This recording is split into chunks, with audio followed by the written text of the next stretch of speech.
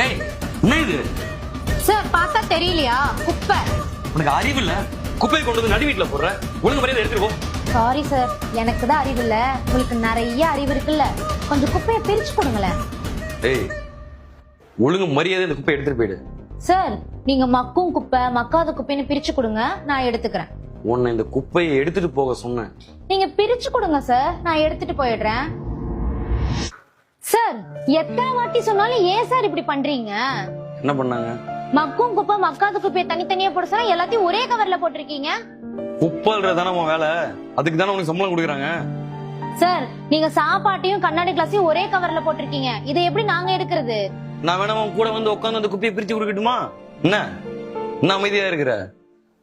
உன் கூட எல்லாம் இவ்வளவு நேரம் நான் பேசிட்டு இருக்கிறது பெரிய விஷயம். கிளம்பு. எங்களை பத்திலாம் நீங்க யோசிக்க மாட்டீங்களா சார்? நான் எதுக்கு உங்களை பத்தி யோசிக்கணும்? இப்ப கடைசியா என்னதான் சார் சொல்ல வரீங்க?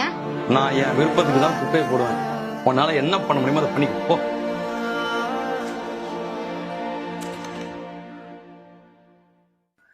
ஏன் சார், நாங்களும் மனுஷங்க தான்.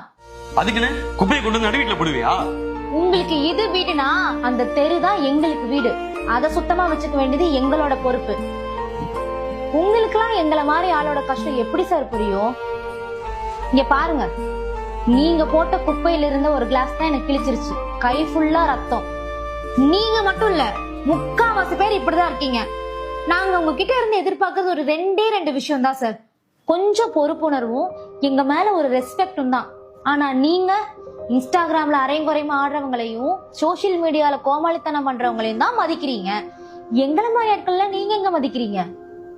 நாங்கெல்லாம் சேர்ந்து ஒரு வாரம் லீவு போட்டோம், அந்த தெருவும் உங்க வீடும் நாரிடும். அப்புறம் உங்களாலே உங்க வீட்டுல இருக்க முடியாது. சாரிமா, இனிமேல் இப்படிலாம் நடக்காது.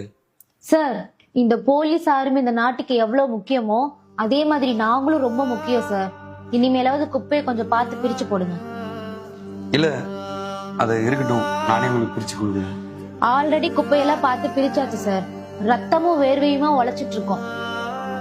இனிமையாச்சும் கொஞ்சம் பொறுப்புணர்வா இருங்க, அது போதும்.